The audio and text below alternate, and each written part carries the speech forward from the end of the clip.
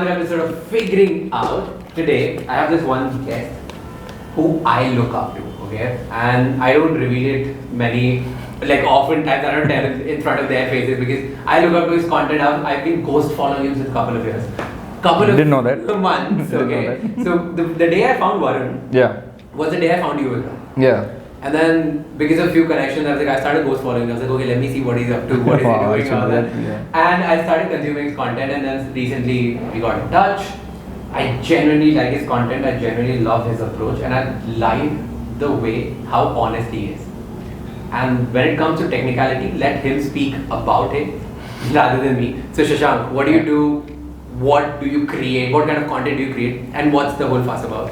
Tell everyone in 60 seconds. Okay, so 60 seconds, I think what I do is I create finance content, which is not generic finance content and which is not bullshit finance content like what is out there already. But what I try to make people understand, especially in India, is try to figure out how to connect the dots, because everything has an implication in the finance world. Something happens in a lab in China affects the guy sitting in India, right? Or the same thing happens in US and there's a cataclysmic effect that falls down to everything. So I'm trying to make people understand that finance is not just about Sensex and whatever, but start looking at it from a macro perspective and look at the world, because a lot of things changes when it comes to the world of finance. Oh, so nice, right? You said something really interesting, how the micro piece is affecting the macroeconomics, right? Yeah. That's what you're trying to And vice versa. Okay. Like even the macro affects micro, micro affects macro. It's like that butterfly effect, right? Something small gets triggered and then everything changes after that. So it's insane. You want to make it simpler for everybody, so that because now budget is coming, okay? So why should people care about budget? Okay. I want to start it up with this way, then we're coming out to your life. And I'll tell you this. But this is very interesting because macro. I was going to ask you about how what you and me today are going to do is going to affect the economy. That's one thing. Okay. And the other is how the budget is going to affect you and me, lives of common people. Why should people care about budget? Because there's a mismatch, there's a gap between, like, कुछ लोगों को फर्क ही नहीं पड़ता. Correct. In fact, 90% बहुत लोगों को फर्क ही नहीं पड़ता. हाँ हो रहा है कुछ ना कुछ हो रहा है. हाँ. Right. So why should they care? How budget affects you and me? So I'll tell you why the budget is so important, right? And especially this budget that comes out right now is the most important budget ever. Because if you see that when COVID happened last year, everyone's got screwed. Right? If you look at the government, obviously they've spent a lot with reliefs and stuff like that. Common man, like people like me and you, have also suffered because बहुत लोगों का business and the jobs have gone. A lot of nonsense has happened there. And if you look at businesses, they've also suffered either way. Yeah. So when a budget comes, there's this thing called pre-budget expectations. What do you expect from the government, right? And there we have common man saying, you know, we want more tax, and common man always wants tax exemptions. No one likes paying tax. So we're like, give us more tax exemptions. And if they do give more tax exemptions, then the government gets less money in the kitty. Yeah. Simple stuff. The businesses are saying we want less corporate tax, we want this removed, that removed. Again, it affects them. And anything that they do might affect the entire economy. So it's a cycle, right? So the reason why the budget is so important, I'll tell you how the ripple effect works. Assume that tomorrow they come and say the taxation, they've given some relief, even a small relief of 50,000 extra to the common taxpayer.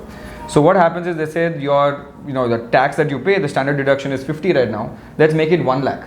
Okay, so you have saved extra 50,000 in your pocket. Now what happens is the entire population of India that is in that bracket starts saving 50,000 more. So when that happens, you have what? Disposable income in your pocket. Right? This is how the effect goes throughout the year. When you have disposable income in your pocket, you can start buying stuff which you could not buy before. So now I have 50 grand extra, either I go for a vacation or let me buy that new OnePlus phone or the new iPhone or whatever, if I don't have that kind of money, I can do an EMI and get that iPhone. But basically it's something that you wouldn't have ever purchased before you start purchasing. What happens when you keep purchasing? What happens when a lot of people purchase? The demand for that goes up. And when the demand goes up and the supply is limited, an iPhone starts costing more now in India compared to being costed less. And the same thing happens with FMCG products. So a lot of fast moving consumer goods start moving really well because now I have more money to spend. Yeah. So like people can go buy more shampoos or more lipsticks or whatever they want, right? It just keeps growing.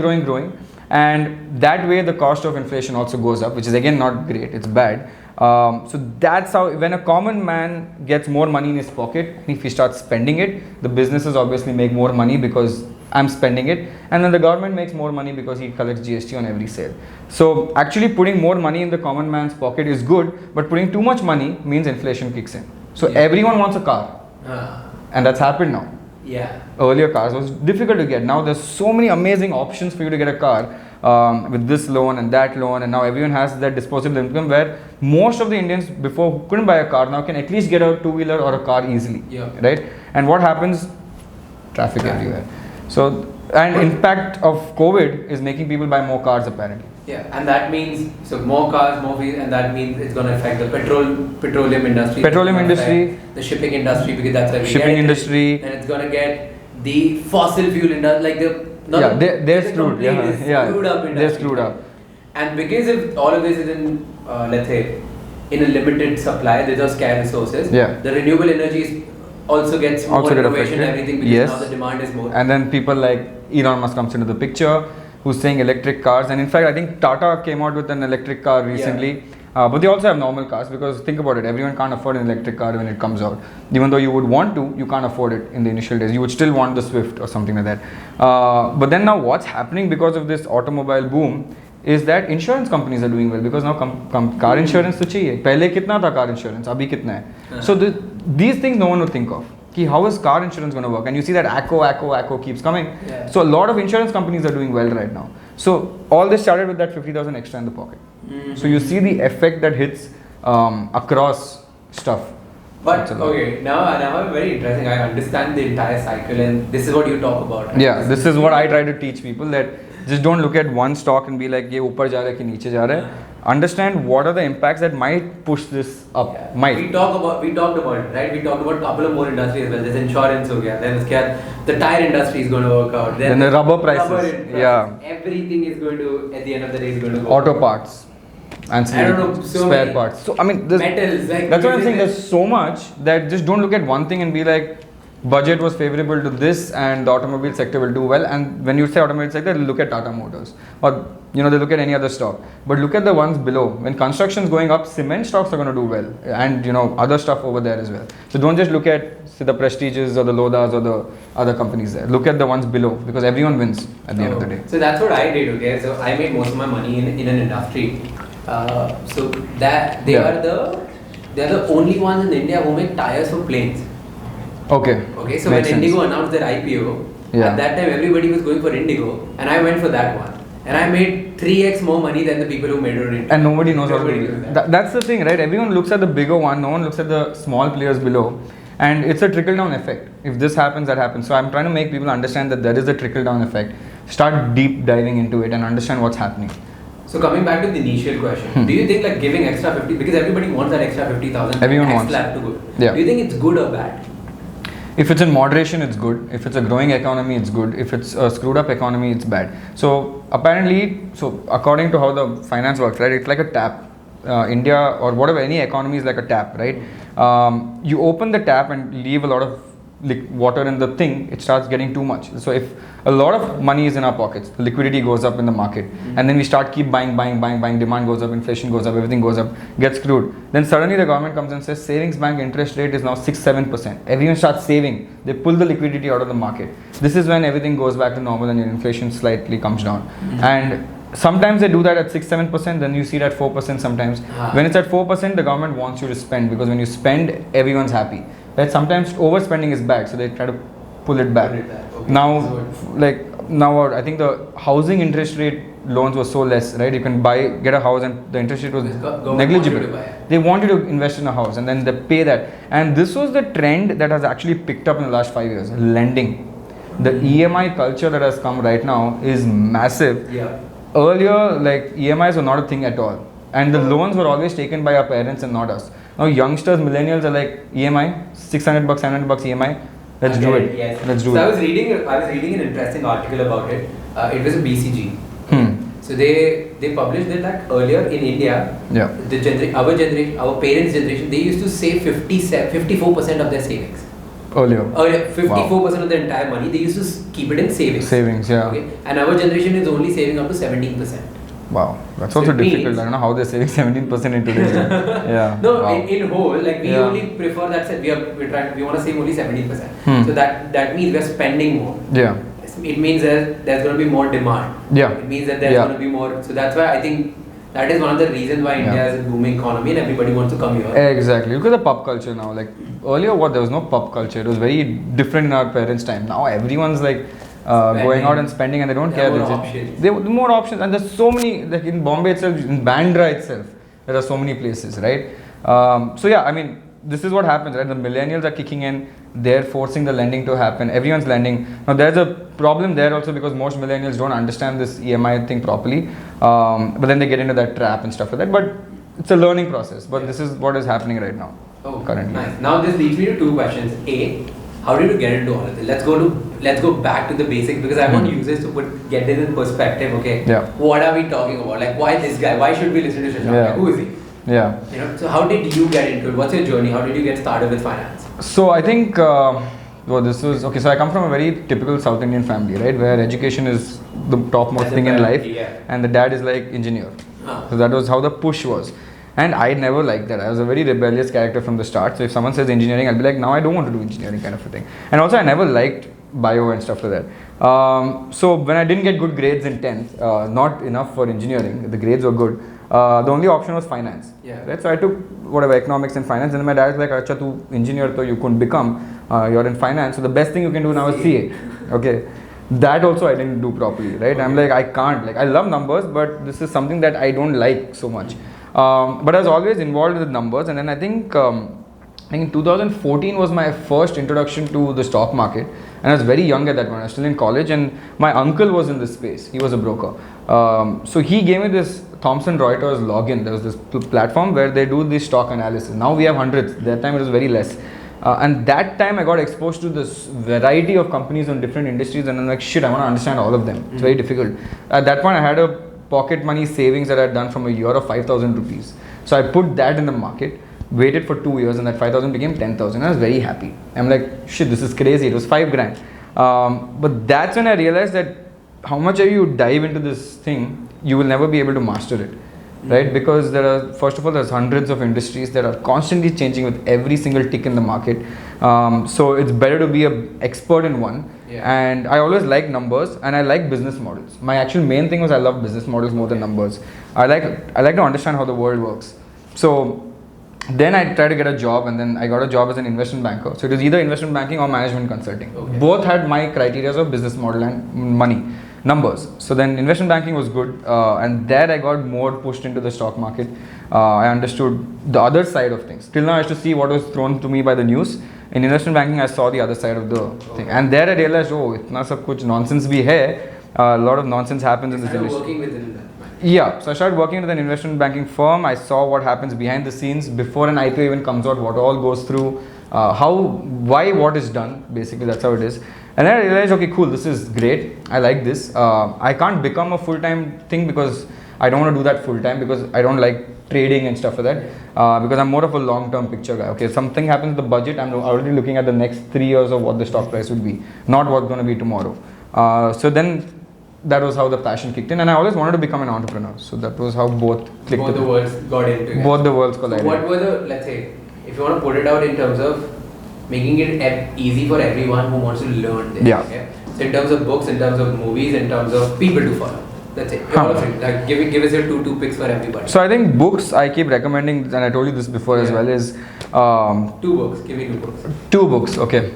The 2 books that I actually read, one was Anil Lamba, which is like, I think it was Romancing the Balance Sheet. Not the one that he released recently, but Romancing the Balance Sheet was what I read first. That is something that is a complicated topic explained in the most simplistic way possible, right? For a common man to understand. If you don't know finance, that's the best thing to do.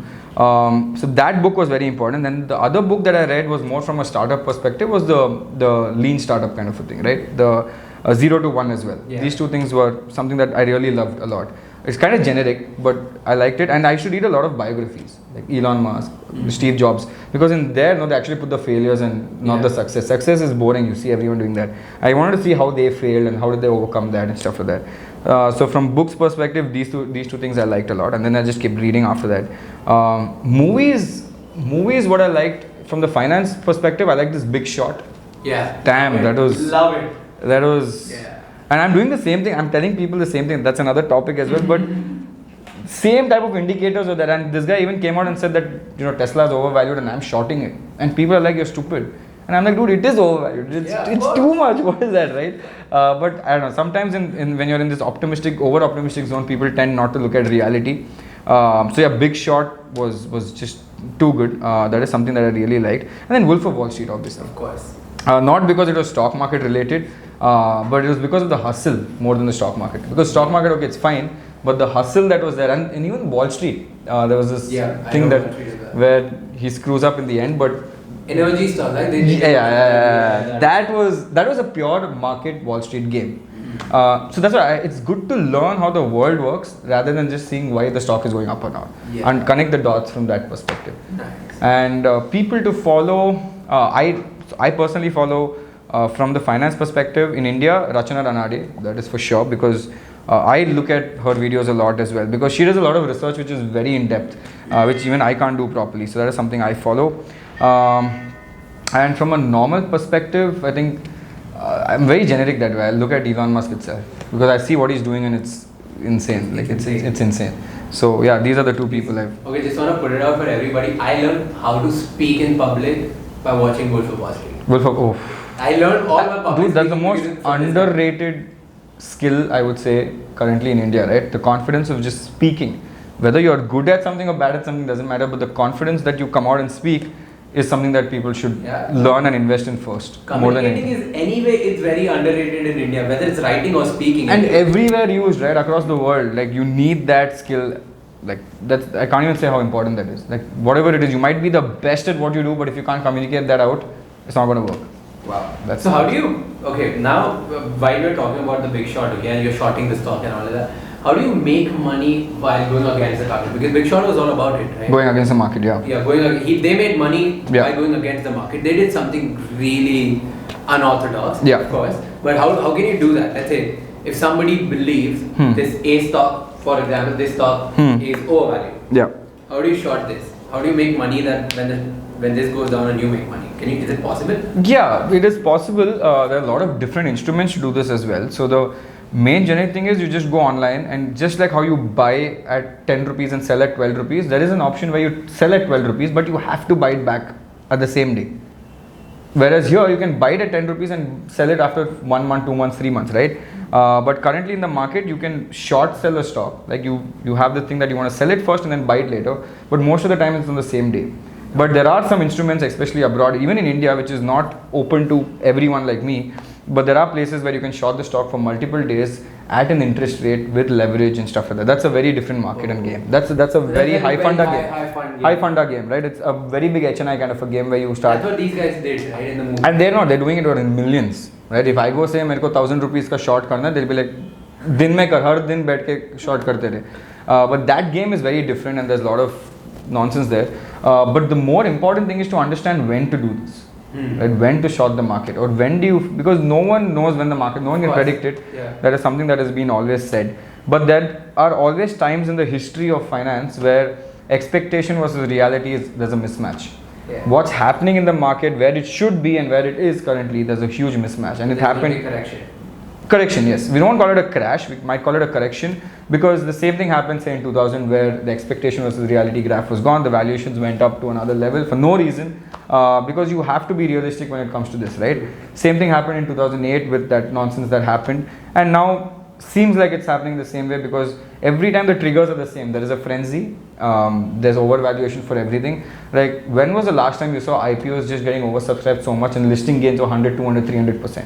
5-7 years ago, we could not see something like this, right? Now, we're seeing it almost every IPO, IPO is going on. And that shows you the trend that a lot of people are just buying that IPO for what, listing gains. The day it lists, they'll sell it on that profit and go out. Yeah. That's not how it's supposed to be. That's not good. That's not good for the thing. But so that's why you're making a lot of money on it, because you are making right now, but a lot of people who enter the market right now think this is life. This is the stock market. Stock market matlab paisa kamane ka easy hai.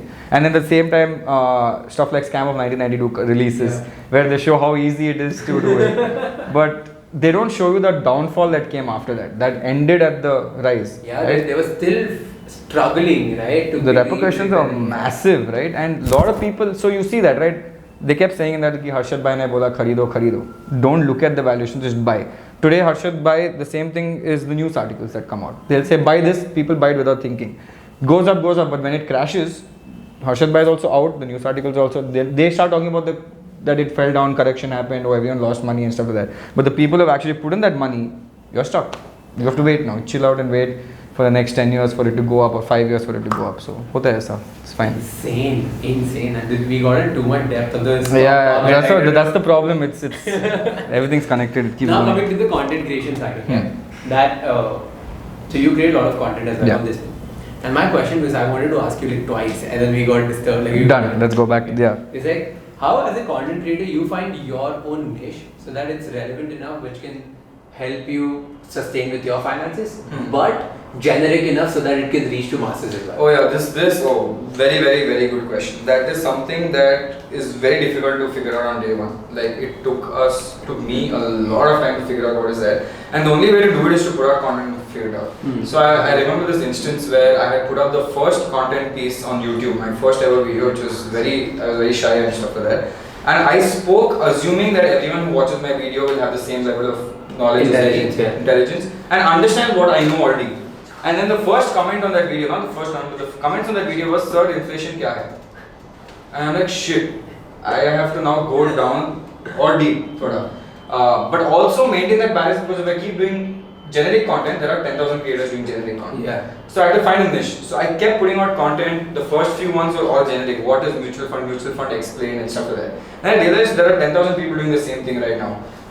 So then I just started talking about what I like, which was basically connecting the dots, which I didn't think anyone else is doing, but I didn't care because I liked it. Yeah. So I started putting that out. But now when I explain, when I think I have said a big term because of that first comment there, I try to break it down in that. Then and there itself. So I keep saying, oh, this is the PE ratio, but what is the PE ratio? I'll tell you what that is. This is this. And that is why it goes back to the top. But again, that comes only with multiple iterations. Because if you're too generic today, it's very difficult to succeed. Exactly. You have to have that balance between uniqueness and generic. You can't have too intellectual content because then no one will watch it. Too generic, they can watch someone else. That balance is super difficult to find. I think everyone keeps wavering in that balance. Sometimes you don't even know that you've become too generic. Sometimes you don't know you've become too intellectual. So you have to again rebalance yourself. Difficult. I have not solved it yet. I'm still trying to figure it out. I was talking to other content creators as well. Like a few of the people who are doing the paid courses and all of that, and I was talking to them that what is the right way to do it? Yeah. Okay. It's like, where do we find our sweet spot? How do we do it? Yeah. This is because like, should we create like intelligent content or no? And they were like, if you create content which is very intelligent or very intellectual, nobody's gonna understand. Because most of the people, they are not at the same level. If you have read, like, let's say, even if you have read 5 books, you're better than 90% of the people who are watching the content on there. Because whoever has read these 5 books already on a topic, they're doing some crazy shit in the industry already. They don't want to create content. Correct. Okay. Correct. So that's why you can't relate. So you have to be very generic. But if you ask them to pay for that generic content, they won't pay. Because they're on YouTube as well. Yeah, they're on YouTube as well. Yeah. So what do you do here? Yeah. What do you do then?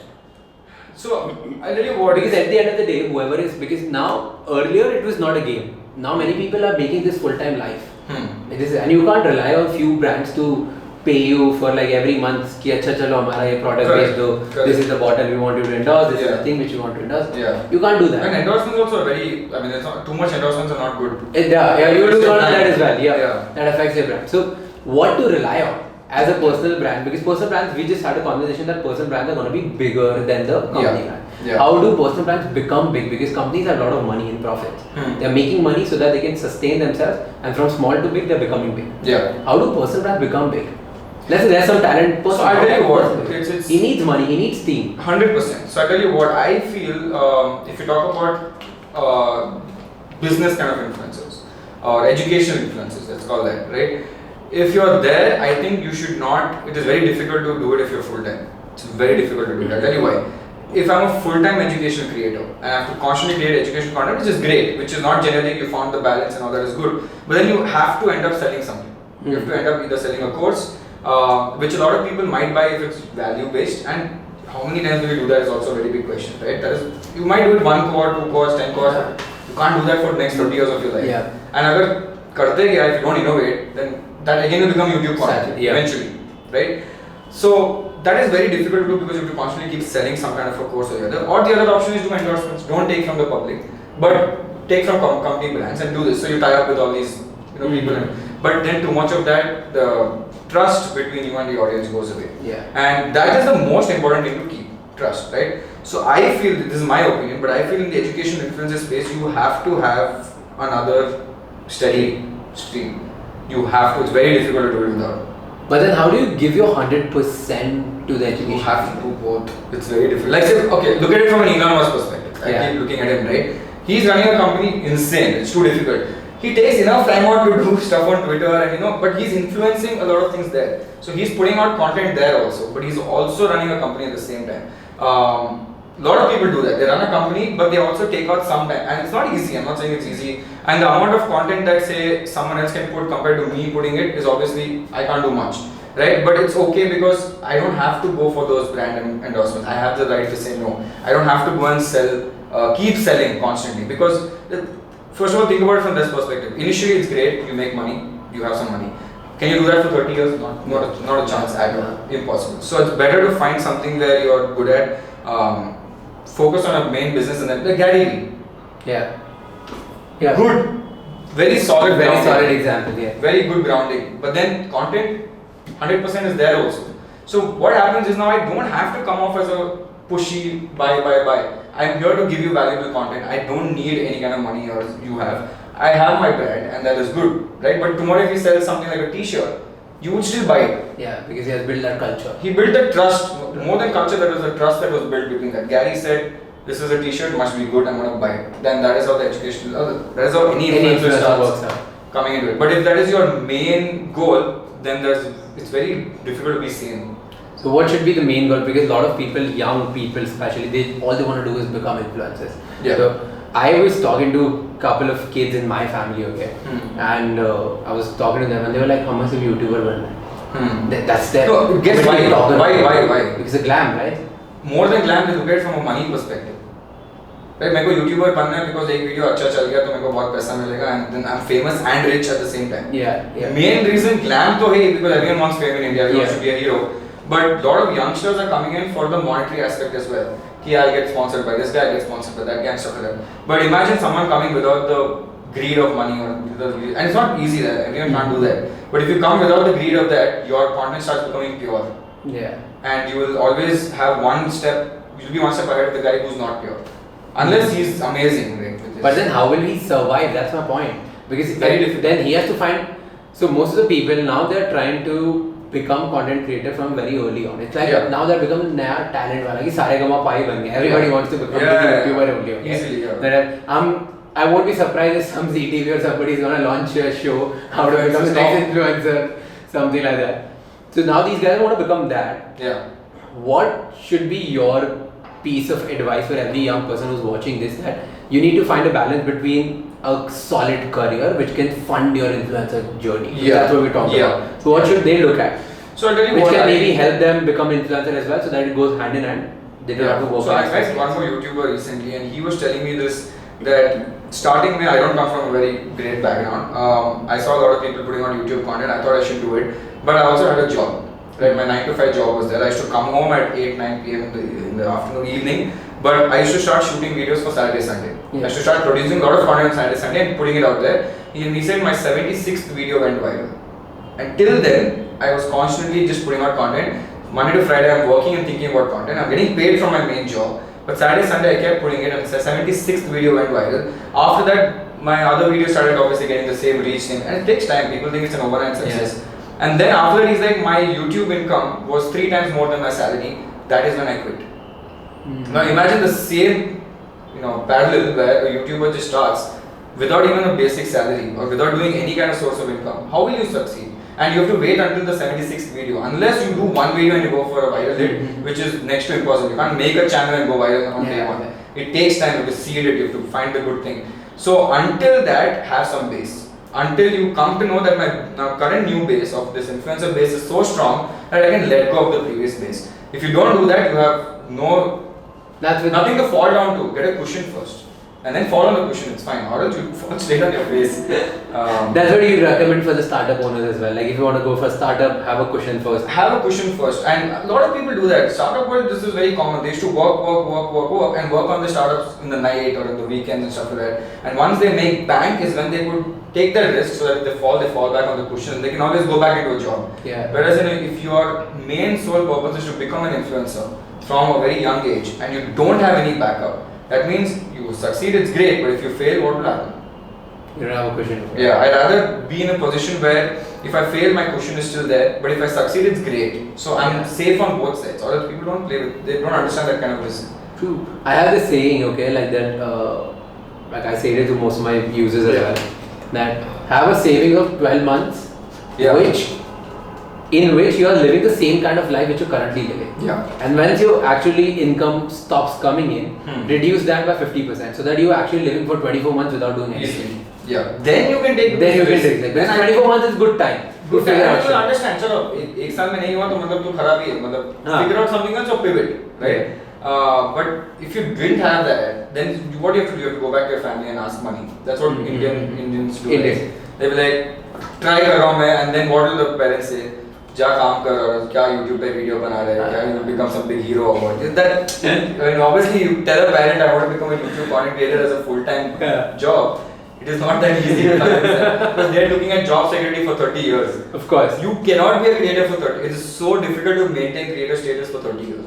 People have their hype cycles, and then there's always someone else who comes. Of course. I haven't seen any creator who's been here 30 years.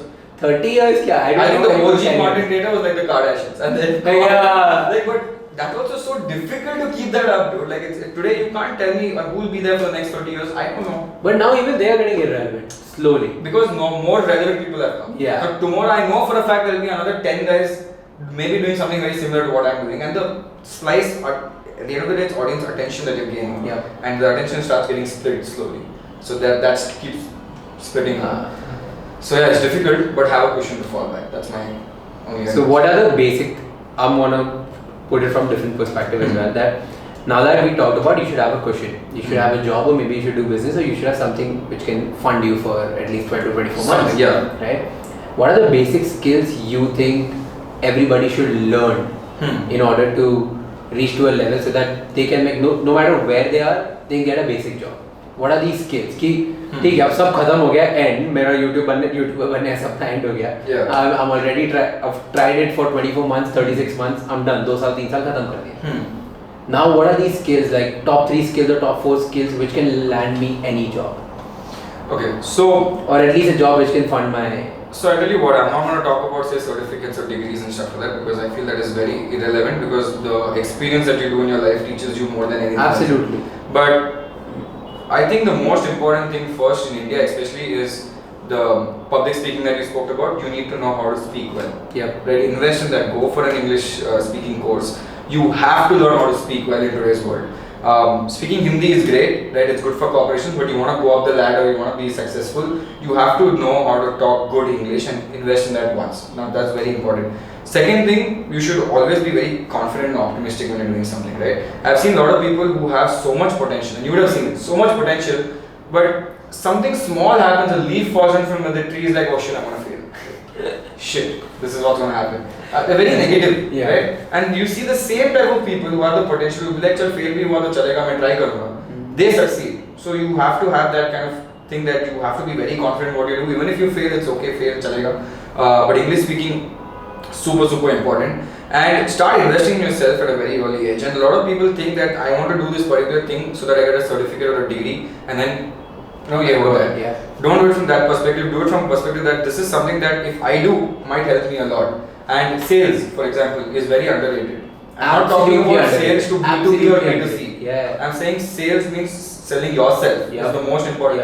And I keep telling this to people, right? They keep saying I want to get recruited by this company, I want to go join that company. When you sit in the room with the HR, you are not selling the company, you're selling the person, right? You're selling yourself to that person, saying that look at this HR, look at me, I am very good for your company, and why I'm so good to your company is what you're trying to convince the person. So you're playing a man. So what you need to learn is negotiating skills. True. Sales, selling yourself is the most underrated skill. And no one understands that. They always try to see the how to sell this or how to sell that. So that's like my big vision, okay? I'm putting it out here that I want to build a course for salespeople. Like I want to make people to learn selling. Like I think it's so underrated. Nobody talks about it. Yeah. People want to invest in stock market. People want to learn public speaking. People want to. Bro, first thing is you talk to somebody in person. How are you going to put yourself in front of that person? Even people don't realize that even sending that small email is selling yourself. Sliding into DMs. I tell you what, like it helps you in every way. It will help you get the car you demand. It will help you the kind of life you want. It will help you the kind of girl you want to approach to. Every goddamn where it's going to help you out. It's going to help you in front of investors as well. So because I tell you why, sales has always been considered as something you're selling something negative and tangible. Sell a pen, sell a bottle, sell something, sell a course, sell this, sell that. Have you ever said sell yourself? And that's actually what people ask you. Tell me something about yourself is actually telling me to sell yourself, right? Always they say sell this insurance, sell this or sell that, but you're actually selling yourself with the confidence that you have to the other person to have confidence in you to buy something from you. So you're not selling the product, you're selling yourself first. And then the value of the thing is secondary, but you selling yourself is number one. Absolutely. So we've always looked at it as a tangible thing, but I'm trying to tell people, or you should actually tell people that it's intangible. First you sell yourself, get that, then you can sell anything that is given to you. Right? So that is something that a lot of people are not doing. Maybe yes, there are some people talking about how to be confident and how to be this, but is there a structure to it? No one's doing that. Oh, nice take to it. Nice take to it. I genuinely love the part intangible, tangible. It's a good perspective because we are not taught to sell intangible things. Never. It's always an objective that sell a pen, sell a bottle, sell this insurance, sell a car. It's confidence. I can't believe I've never heard this before. This is the first. Nice man, like good stuff. So shit, it made me forget. I forgot the exact question because when you think about that way, your purpose of looking at things change drastically.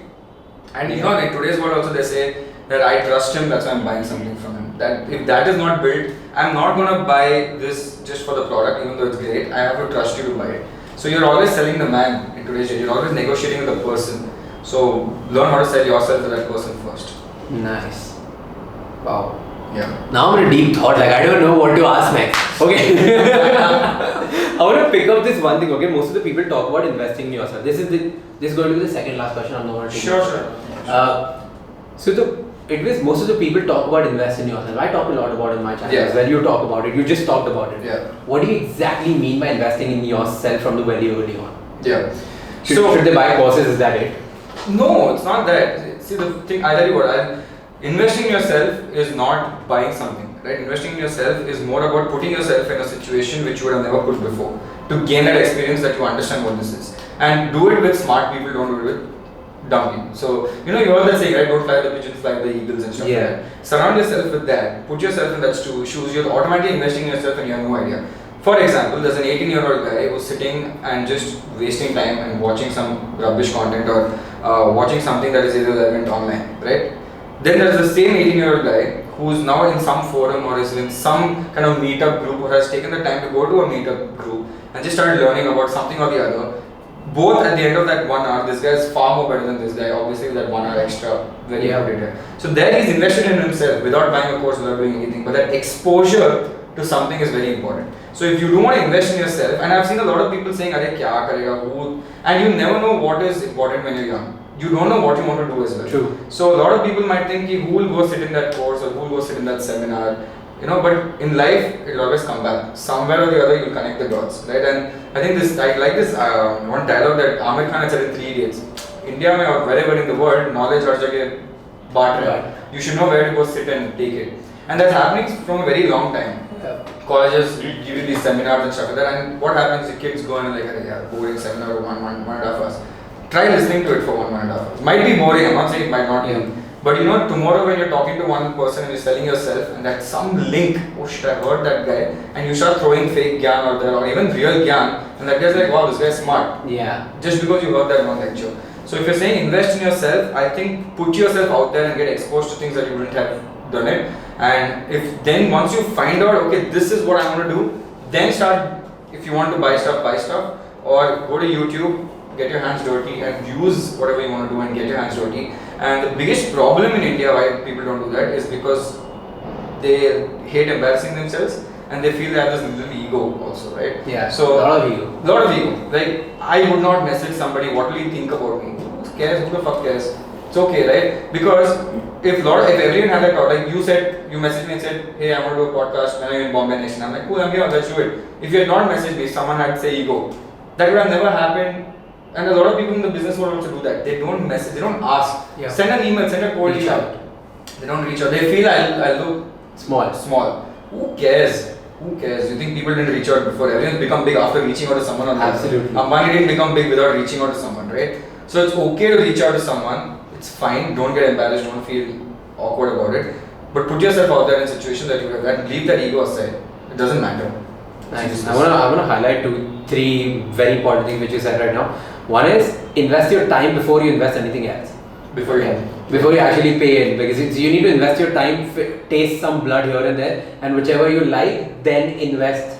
We call it Baskin Robbins concept in Meta, right? Okay. We say that when you go to Baskin Robbins, you can go choose all the ice creams you can have a taste of, and what you like you can choose. So we're going to do the same thing in Meta. Put yourself in every cohort. I don't care. Whatever you like, continue. Because in college they don't let you do that. Yeah. They put you in this blinders and they say walk. That's one. Number 2, try to take up as many opportunities to improve yourself as you can, because at the end of the day, you never know what might come up. Yeah. So I want to put it like Steve Jobs also said the same thing, right? I took the calligraphy classes. That's why we have beautiful fonts in app. Yeah, exactly. And he would have never predicted that connection would have happened. Yeah, that never. Yeah. So I started my public speaking journey because I gave a presentation in college, and then right after my presentation, there was a speaker who was a motivational speaker at that time. He came to my college for an induction. Yeah. And I saw him. Jitesh Manwani is his name. Just giving a shout out to my first mentor. Nice. So he was there, and I was awed. I was like, this is awesome. What is it? Like people can talk like this, and everybody was listening to him. I thought college is all about boring lectures, right? Yeah. Then I loved it. I stayed there for a while. I went up to him at the end of the day and be like, okay, I don't know what you did. I want to do something what you are doing right now. Yeah. That's it. I didn't even know that it's called keynote speaking. I can't imagine. I didn't even know that. So that helped me and then took me to places, and today wherever I am, I think most of my part, I became what I am today because of the public speaking. Yeah. So that one class will let me. Yeah. So that's number 2. Put yourself into different places. And number 3 is reach out. If you won't reach out, Ambani didn't become Ambani because if he wouldn't have reached out. Exactly. This wouldn't have happened if I wouldn't have reached out. Sure. So everything happens because of a reach out. Yeah. Yeah. So that's what it's just. A lot of kids don't do that. They feel boring. Lecture bedtime and all that. I'm like, yeah, it is boring, but have that positive mindset. Ki chalo, what 1 hour of your time is going, but it's not going to be wasted. Yeah. Sit there and listen to it. What's going to happen to you? Either that or you would have been on Reels scrolling up or not Reels. I am going Reels. Come on. Good. Not Reels. I don't want to use the other one because it might create controversies. But Reels is still good. But I'm saying don't waste your time on rubbish content. Yeah, garbage. Look at something which is good, which is productive. Yeah. We want to do brain dead content, do it. It's fine. There's a lot of brain dead content out there, but do it when you know you don't want to do anything because you've absorbed so much good content. Yeah. Right? Or like your brain dead content should be break. Like you want to watch roadies, etc. Do it. No one's saying no, but do it after you've absorbed so much enrichment of content. Or else it's very difficult. So I was so one of my friends, he recently got into roadies, okay, and I was talking to him. He said, Raj, their biggest problem has become that now they want good people on board so that they can rebrand themselves. Because now even they are not happy with the kind of content the people with them are watching. I was like, nice. No, I used to watch it before, long back, right? Because that time I was only consuming normal content. I should not consume intellectual content. After that, I don't have the time to consume that content. True. So, just have a balance of both. That would be great. But don't neglect it, is what I would say. Yeah. So, like, break should be the thing. Now, the last and the most important question, which I have, I wanted to do it first, but I want to now do it last, is what should a young adult do in order to keep healthy finances? What should a young adult do? In order to keep healthy, I'm not talking about investment, I'm not talking about budget, I'm not talking about daily savings or whatever it is. What is the ideal way of personal finance? Because most of the people don't even understand personal finance. They all believe like, okay, there's 70% of India who still gets money from their parents. True. Okay, so they have no clue about what's going on in the world. True. They don't have कि महीने का मेरे को कितना मिलता है क्या मिलता है कुछ नहीं मिलता है कुछ नहीं the way they are making and the other is the salaried people they are like कि मेरे को ये 25,000 मेरा महीने का मिला मेरा 10,000 इसमें गया 15,000 उड़ा So they don't have anything else. So what is personal finance? How, like, what should be the ideal way to keep finances healthy?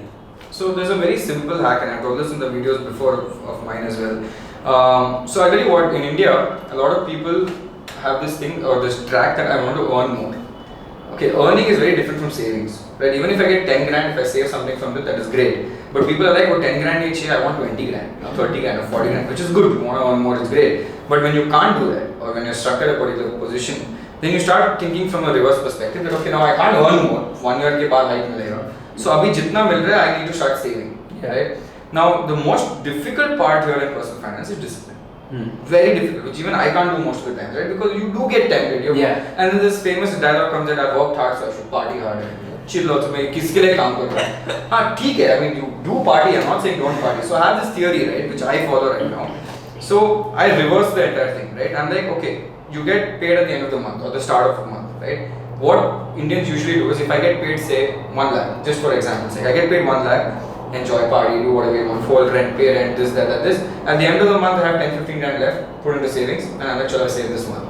But in that point, if one of your friends comes and says, Goa chale, gone, 15 grand, done. Right? And then you again become broke for the last 3-4 days, and then the next salary comes, and then the cycle repeats. So what I keep telling people is do the reverse. Say 10 to 15% or even 20%, up to you, depending on how much you want to spend and enjoy. When the day the salary comes, throw it off into the savings and do not touch it at all. The same thing what you're planning to do at the end of the month, do it at the start of the month. And then if you tell me that the remaining 80% is not enough for you to enjoy life, which should be enough whatever you're earning, then there's something wrong with your spending habits. कि तू औकात से बाहर enjoy कर रहा है, right? So if you're saying, so a lot of people get paid, look at an average, 50 grand starters, right? The freshers get 50 grand. I'm saying out of 50 grand, remove 20%, which is 10 grand. 40 grand, enjoy, do whatever you want, party, fall down, treat everyone. It's more than enough for you to do it. But at least that 10 grand's already gone. On day one, the day credit comes, throw 10 grand out. Right? Or don't wait for the last, you will never save at the end of the day. And that discipline has to come. So if you're getting 50 grand on, say, first, put an SIP on second if you want. Don't put an SIP on 25th. That's something that a lot of Indians do. They save in the end and then they say, kuch bacha hi nahi hai. And as soon as the salary comes, the common thing is, chalo aaj mera treat hai. Right? So you first do that SIP gaya, kal se mera treat hai. Like then I can spend because my that 10,000 has been saving and they don't understand even if you save 10 grand, multiply that into 12, which is 1.2 lakhs, multiply that into 4-5 years you keep this discipline. You make so much money which your friend would have never done because he's spending first. So my take is just have that discipline and save first and spend next. And then automatically everything else will get. You will be sorted, right? And that's enough. And obviously if you keep a percentage, right? And if you grow, you get a hike, the percentage is fixed, it's not the amount, it's the percentage. So now if I get 1 lakh, I'm saving 20,000 than 10,000. But I'm still saving and the discipline starts coming into my 20% is like whatever percent it is. 10 to 20. Minimum I say 10, you have to keep it. But if you feel you have a lot of responsibilities on you, save 20. If you feel no boss, I want to enjoy life, cool, enjoy. 90% you want to spend. But if you tell me that I'm not enjoying this 90% also, then I'm like, then either you're earning less or you're partying more or you're spending more. That check your Netflix subscriptions and all that. Right? So, but it's manageable. It's not rocket science. It's not bad. So I keep telling people that whatever you make, find a balance. 10% you can easily. But that also people don't do. Like that 17% stat you told me, right? A lot of millennials can't save that. They're broke by the end of the month, like absolutely broke. And then you have this amazing thing that you get at a very early age, which is a credit card. You're finished. Because for that you need discipline which you've not built in the thing, right? And then you say, Goa jane, oh shit, I only have 5 grand, but I have a credit card, you can go. And then you've already started next month minus 10 grand. And that keeps going up because you've done an EMI, so you're minus 10 grand for the next 12 months. And if your earning doesn't increase and that keeps increasing, then you cannot save. Your 10% is gone there. Do you think using credit is a bad way to do it? No, it's not. I use credit cards and I use it for the points and then I use it more for the airlines. I don't pay for an air ticket now. I just don't pay. Right? But that's because I have a discipline structure set. So as soon as I spend, I fill it back with my debit card. I don't wait for the end of the month also. Right? But that discipline has come because I had a credit card when I was young and I screwed up big time. Right? And I had to get bailed out at that point. So I did screw it up when I got, but then I realized shit, just like me, there are 100 people who do this. Because that's such a powerful card, right? I don't have to pay, I'm just buying whatever I want. So credit card is good if you know how to have that discipline, but I would always tell people that until that discipline is set, do not get a credit card. Even if you've got your first job, wait for 1 year. see how much you've saved in that 1 year. If you be like, and there are a lot of people who are very conservative, they'll save, and I'm like, good, great. Then you go ahead and do it. Nice. That's a good way to look at it. Yeah, Like save first, spend later. Save first, invest first, keep it to yourself first, and then spend. Don't save later. Wonderful. Nice. Thanks for Yeah. doing this, man. Thanks, Just one bonus question. I want to put it out there for you. How can I improve this? Like just for me, like the entire, because I want to scale this podcast up. Yeah. And what should I do? Any advice for me? I ask this to everybody. What would you say? You've seen my profile, you know me. Yeah. Now we have had a conversation. You've seen this. Yeah. No, I tell you what, a lot of people have this thing that I want to do this, I want to scale this. I feel you have to just get good content out. Valuable content always delivers. It's always going to come up on the top. And then the second thing is show it to as many people as possible. So I think what you're doing is great. I think more collaborations and get out more regularity on this and put more out there with more interesting people. I think that is something with the frequency, like increase frequency, increase diversity, and reach out to as many people as possible, because discovery is what, because maybe there's one guy sitting somewhere out there who wants to consume your kind of content, but you haven't reached him yet. Yeah. That is something that I don't like, right? I mean, there's so many people out there, but how do I reach him? Like, he's somewhere there, I don't know how to reach him. And he has to come on my thing by chance with some algorithm of recommendation stuff. So I would just say great valuable content with frequency, and that's it. That's something I would recommend. Thank you. I'm gonna take it up. I'm gonna ask my entire team to take it up. Awesome, man. Thanks for having me. Thank you for being here. Yeah. And now I'm gonna conclude it with something, but later on I'm gonna look over everything. They're gonna give the ending notes and everything. Perfect.